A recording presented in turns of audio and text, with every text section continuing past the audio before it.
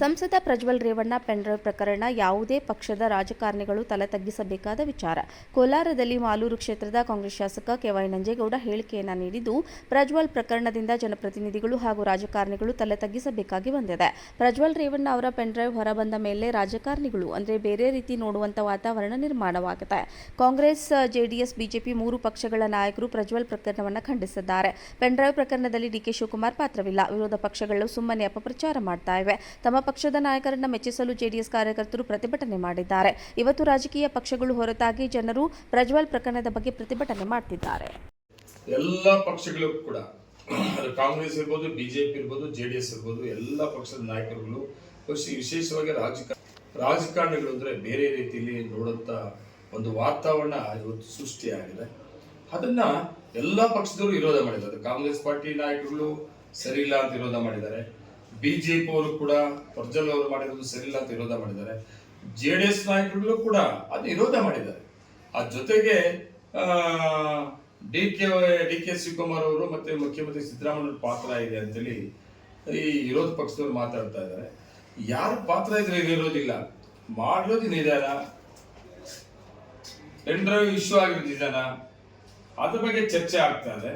ರಾಜಕೀಯವಾಗಿ ಅವ್ರ ಕಡೆಯಿಂದ ನಮ್ಗೆ ತೊಂದರೆ ಆಯ್ತು, ಇವ್ರ ಕಡೆಯಿಂದ ತೊಂದರೆ ಆಯ್ತು, ಇವ್ರು ಮಾಡಿದ್ರು ಅವ್ರು ಮಾಡಿದ್ರು ಅನ್ನೋದು ಬಿಟ್ರೆ ನಿಜವಾಗ್ಲೂ ಹೇಳ್ಬೇಕಂದ್ರೆ ಇದಾಗಿರೋದು ತುಂಬಾ ರಾಜಕಾರಣಿಗಳೆಲ್ಲರೂ ಕೂಡ ತಲೆ ಬಗ್ಸಂತವ್ರು. ಯಾರೇ ತಪ್ಪು ಮಾಡಿದ್ರು ಕೂಡ ಏನು ಈಗ ಸರ್ಕಾರ ನೇಮಕ ಮಾಡಿದ್ದಾರೆ, ಆ ತನಿಖೆ ಒಂದು ಆದ್ಮೇಲೆ ನಿಜವಾದ ಒಂದು ರಿಯಾಲಿಟಿ ಏನಂತ ಗೊತ್ತಾಗ್ತದೆ. ಅದಾದ್ಮೇಲೆ ಕಾನೂನು ಪ್ರಕಾರ ಯಾರೇ ತಪ್ಪು ಮಾಡಿದ್ರು ಕೂಡ ಅದಕ್ಕೆ ಶಿಕ್ಷೆ ಅನ್ನೋದು ಕಾನೂನು ಅವಕಾಶದ ಆಗ್ತದೆ.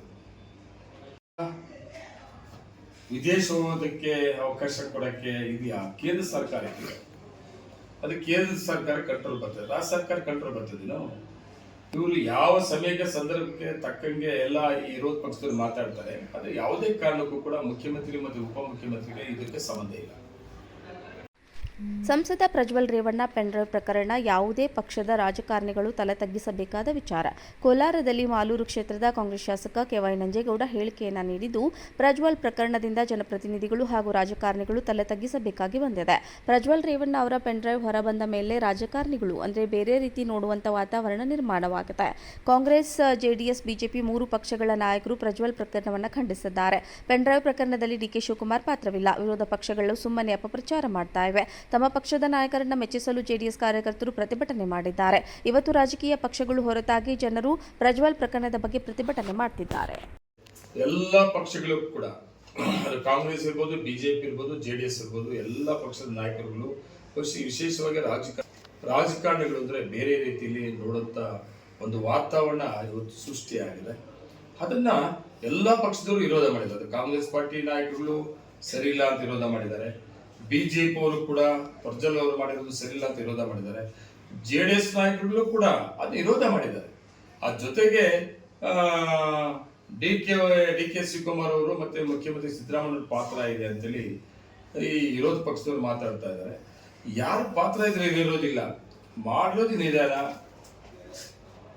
ಪೆನ್ಡ್ರೈವ್ ಇಶ್ಯೂ ಆಗಿರೋದು ನಿಧಾನ, ಅದ್ರ ಬಗ್ಗೆ ಚರ್ಚೆ ಆಗ್ತಾ ಇದೆ. ರಾಜಕೀಯವಾಗಿ ಅವ್ರ ಕಡೆಯಿಂದ ನಮ್ಗೆ ತೊಂದರೆ ಆಯ್ತು, ಇವ್ರ ಕಡೆಯಿಂದ ತೊಂದರೆ ಆಯ್ತು, ಇವ್ರು ಮಾಡಿದ್ರು ಅವ್ರು ಮಾಡಿದ್ರು ಅನ್ನೋದು ಬಿಟ್ರೆ ನಿಜವಾಗ್ಲೂ ಹೇಳ್ಬೇಕಂದ್ರೆ ಇದಾಗಿರೋದು ತುಂಬಾ ರಾಜಕಾರಣಿಗಳೆಲ್ಲರೂ ಕೂಡ ತಲೆ ಬಗ್ಸಂತವ್ರು.